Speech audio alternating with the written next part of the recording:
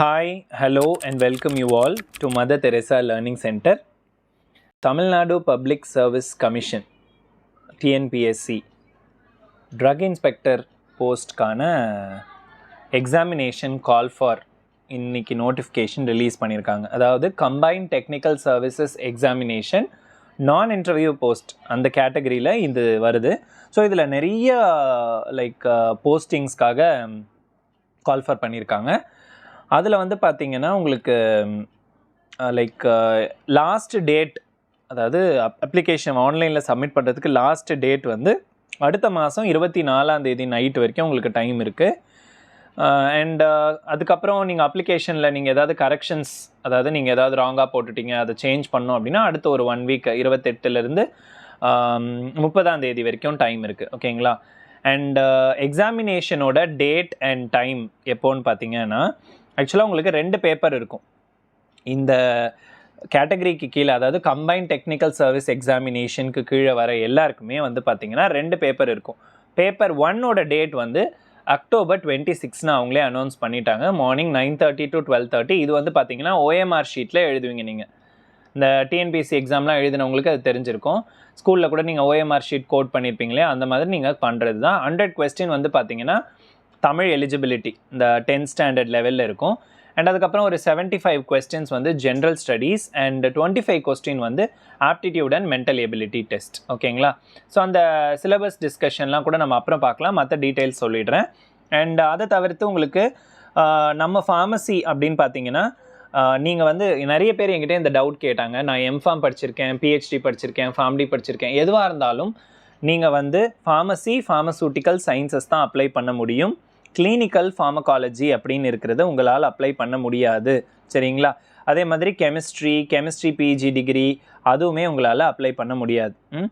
And நீங்கள் ஒரு வேளை ஜூனியர் அனலிஸ்ட் போஸ்ட்டுக்கு எப்போ அப்ளை பண்ணலாம் அப்படின்னா, ஒருவேளை நீங்கள் வந்து இண்டஸ்ட்ரியில் ஒர்க் பண்ணியிருக்கணும். ஓகேங்களா? ஸோ இண்டஸ்ட்ரியில் ஒர்க் பண்ணியிருந்தீங்கன்னா மட்டும், அதாவது 18 மந்த்ஸ்க்கு மேலே நீங்கள் ஒர்க் பண்ணியிருந்தீங்கன்னா இட் வில் பி ரொம்ப நீங்கள் ஏதோ ஒரு இடத்துலேருந்து சர்டிஃபிகேட்லாம் வாங்கிட்டு வர முடியாது, அது ரொம்ப ஸ்ட்ரிக்டாக பார்ப்பாங்க.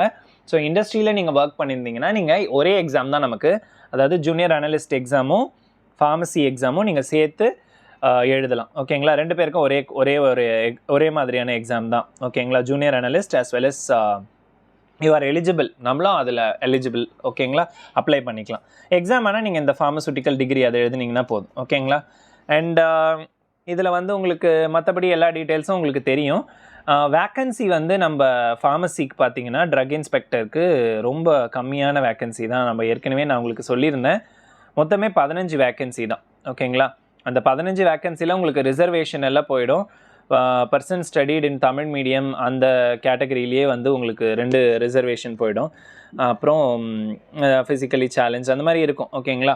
ஸோ அதனால் நீங்கள் வந்து அதை பற்றி கவலைப்படாதீங்க. நல்லா படிச்சிங்க அப்படின்னா யாருனாலுமே வந்து கிளியர் பண்ண முடியும். ஓகேங்களா? ஸோ அதை தவிர்த்துட்டு ஜூனியர் அனலிஸ்ட்டுக்கு வந்து பார்த்திங்கன்னா 5 வேக்கன்சி இருக்கும். ஓகே? ஸோ ஜூனியர் அனலிஸ்ட்டுக்கு 5, அதுக்கு ஒரு 15. ஸோ டோட்டலாக 20 vacancies. But if you don't have an experience நீங்கள் ஜூனியர் அனலிஸ்ட் வந்து அப்ளை பண்ண முடியாது. ஓகேங்களா?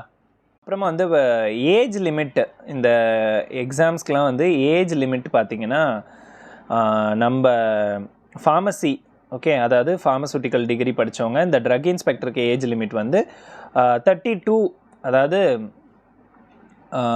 யாருக்குன்னா அந்த ஓசி கேண்டிடேட்ஸ் இருப்பாங்க இல்லைங்களா, அதாவது SC SCA இல்லாமல் ST MBC OBC BC முஸ்லீம் இல்லாமல் ஓசி கேண்டிடேட்ஸ் அதர் கேஸ்ட் இருப்பாங்க பார்த்தீங்களா, அவங்களுடைய ஏஜ் லிமிட் வந்து 32க்குள்ளே இருக்கணும். 32 முடிஞ்சிருக்கக்கூடாது. 32க்கு ஒரு டேவாவது கம்மியாக இருக்கணும். அதாவது 1/7/2024 அந்த டேட் படி அவங்களுக்கு அந்த 32 கம்ப்ளீட் ஆகிருக்கக்கூடாது.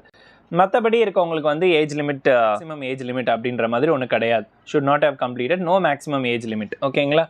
ஸோ அதனால் யார் வேணால் இது நீங்கள் அப்ளை பண்ணலாம். அதாவது நீங்கள் ஓசியாக இல்லாத பட்சத்தில் யார் வேணால் இந்த எக்ஸாமுக்கு நீங்கள் அப்ளை பண்ணலாம். ஓகேங்களா?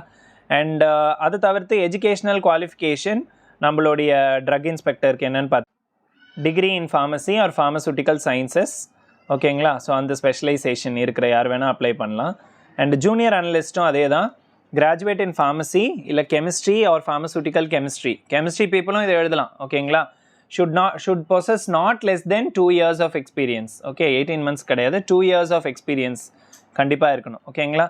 அண்ட் அதுதான் வந்து ஒரு இம்பார்ட்டண்ட்டான மற்ற டீட்டெயில்ஸ்லாம் உங்களுக்கு நான் எக்ஸாம் டீட்டெயில்ஸ் ஸ்டார்டிங்லேயே சொல்லிட்டேன்.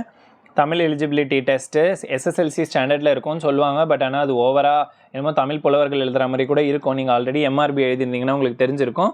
பட் ஸ்டில் ரொம்ப டஃப்பாக இருக்காது. But it is only eligibility paper தான், மெரிட்டில் கன்சிடர் பண்ண மாட்டாங்க.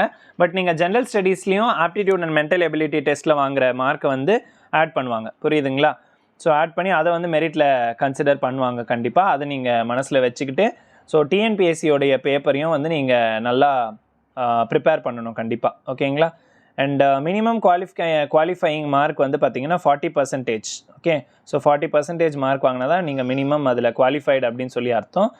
அண்ட் வேறு ஏதாவது உங்களுக்கு இதில் டீட்டெயில்ஸ் இருக்குது அப்படின்னா நீங்கள் வந்து இந்த ப்ரௌஷர் வந்து உங்களுக்கு வந்திருக்கு, அதை டவுன்லோட் பண்ணி அப்ளிகேஷன் ஃபில் பண்ணுறதுக்கு முன்னாடி வேறு ஏதாவது சந்தேகங்கள்லாம் இருந்துச்சுன்னா அந்த டாக்குமெண்ட்ஸ்லாம் என்னென்ன சைஸில் வேணுமோ அந்த சைஸில் நீங்கள் ரெடியூஸ் பண்ணி ஃபோட்டோஸு அப்புறம் இந்த சிக்னேச்சர் எல்லாம் முன்னாடியே ஸ்கேன் பண்ணி ரெடியாக வச்சுக்கோங்க.